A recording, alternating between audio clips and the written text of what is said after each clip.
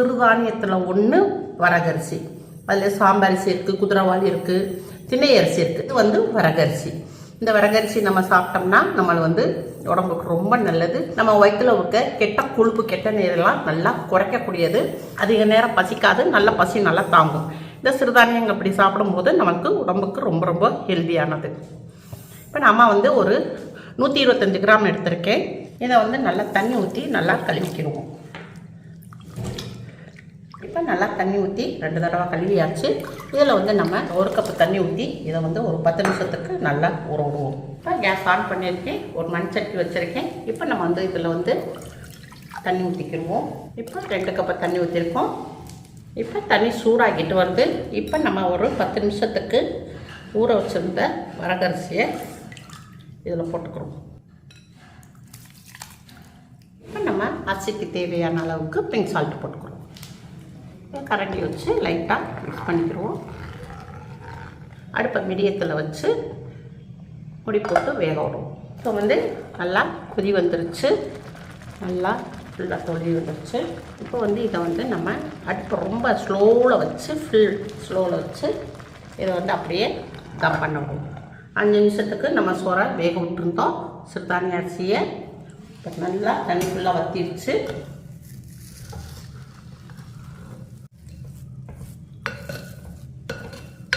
மூடி போட்டு case of பண்ணிடுவோம். தம்லையே நல்லா வேகட்டும். இப்போ அம்மா இடிகள் எடுத்திருக்கேன். இந்த இடிகளில் நம்ம பூண்டு எடுத்திருக்கேன். இந்த பூண்டு ஒரு 50 கிராம் எடுத்துக்கிறோம். பூண்டு இதை நல்லா இடிச்சுக்கிறோம். இப்போ நல்லா நம்ம வெள்ளைப்பூடை நல்லா மசச்சாச்சு. இப்போ நம்ம கேஸ் பக்கம் போயிடுவோம். இப்போ கேஸ் ஆன் பண்ணியிருக்கேன். ஒரு மண் சட்டி வச்சுருக்கேன். 1 ஸ்பூன் சிக்கனை ஊற்றிக்கிடுவோம், நல்லெண்ணெய். இப்போ நம்ம இடித்து வச்சுருந்த பூண்டை இதில் போட்டுக்கிறோம்.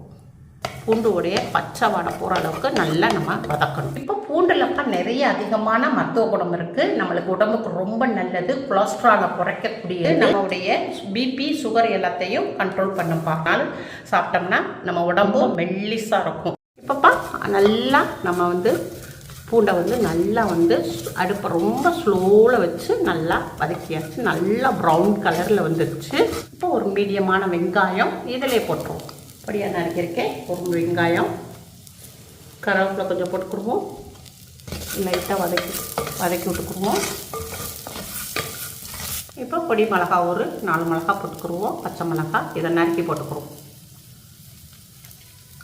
எல்லாத்தையும் நல்லா வதக்கிக்கிடுவோம்.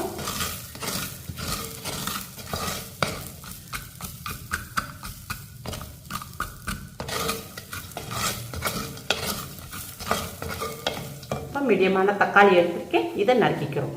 இதை நல்லா பொடிசாக நறுக்கிக்கிடுவோம்.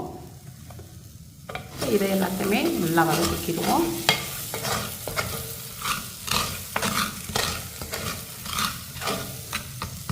தக்காளி நல்லா தண்ணி விட்டுருச்சு. தேவையான அளவுக்கு உப்பு போட்டுக்குருவோம். அம்மா மிளகும் சீரகத்தையும் இடிகளில் வச்சு இடிச்சிருக்கேன். இதை கொஞ்சம் போட்டுக்கிறோம். ஒரு 1/2 டீஸ்பூன் அளவுக்கு போட்டுக்கிறோம். இது எல்லாத்தையும் நல்லா வதக்கிக்கிடணும். கொஞ்சம் நல்லா வேகட்டும். இப்போ நல்லா தக்காளியில் இருந்த தண்ணி பூரா நல்லா இறங்கி நல்லா மசிஞ்சிருச்சு தக்காளி. இப்போ கொஞ்சமாக மஞ்சப்பொடி போட்டுக்குருவோம். மஞ்சப்பொடியும் நல்லா வதக்கிக்கிறோம். இப்போ நல்லா பூண்டு தக்காளி எல்லாம் நல்லா வதங்கிருச்சுப்பா. நல்லா அதோடைய பச்சை வடை எல்லாம் நல்லா போயிருச்சு. கொஞ்சமாக மல்லியெல்லாம் போட்டுக்குருவோம். இப்போ நம்ம கேஸ் ஆஃப் பண்ணிடுவோம். பூண்டுடைய கிரேவியை ஆஃப் பண்ணியாச்சு. இப்போ நம்ம விறகரிசியை தம்மில் வச்சுருந்தோம். ஓப்பன் பண்ணுவோம். விறகரிசி எடுத்து மிக்ஸ் பண்ணிக்குவோம்.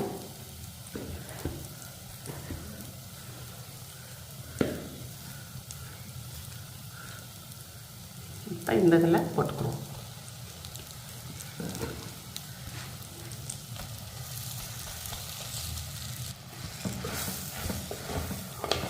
இப்போ நம்ம நல்லா இதை கிளறிடணும். அவ்வளோதான்ப்பா, உங்களுக்கு பூண்டு விறகரிசி சாதம் ரெடி ஆயிடுச்சு. மில்லட் அரிசி பூண்டு சாதத்தை நம்ம பாக்ஸில் எடுத்துக்கிடுவோம். அவ்வளோதான்ப்பா, வெயிட் லாஸ் பூண்டு மில்லட் சாதம் ரெடி ஆச்சு. இப்போ மத்தியானத்துக்கு ஆஃபீஸ்க்கோ இல்லை காலேஜ் ஸ்கூலுக்கெலாம் நம்ம பிள்ளைகளுக்கு இப்படி கட்டி கொடுத்துடலாம். மதியானத்துக்கு இது எல்லாருமே சின்னவங்கலேருந்து பெரியவங்க வரைக்கும் எல்லாருமே சாப்பிடலாம்ப்பா. சுகர் பேஷண்ட்டு, வெயிட் லாஸில் இருக்கிறவங்க, டயட்டில் இருக்கிறவங்க இந்த மாதிரி நம்ம பூண்டு சாதம் சாப்பிடும் போது நம்ம உடம்புக்கு ரொம்ப நல்லது. நல்ல வெயிட்டும் குறையும், வெயிட் லாஸுக்கும் நல்லா ஹெல்ப் பண்ணும். இப்போ அம்மா இந்த பூண்டு சாதத்துக்கு வெள்ளரிக்காய் வச்சுருக்கேன். டெய்லி ஒரு வெள்ளரிக்காய் சாப்பிடுங்க, ரொம்ப நல்லது. நல்ல நம்மளுக்கு கெட்ட கொழுப்பையெல்லாம் நல்லா கரைக்கக்கூடியது வெள்ளரிக்காய். இந்த மாதிரி வெங்காய பச்சடி வச்சு தொட்டு சாப்பிட்டுக்கோங்க. உங்கள் வீட்டில் செஞ்சு பாருங்கள். அம்மாவுக்கு லைக் பண்ணுங்கள், ஷேர் பண்ணுங்கள், சப்ஸ்கிரைப் பண்ணுங்கள். அடுத்த வீடியோ பார்ப்போம். பாய்.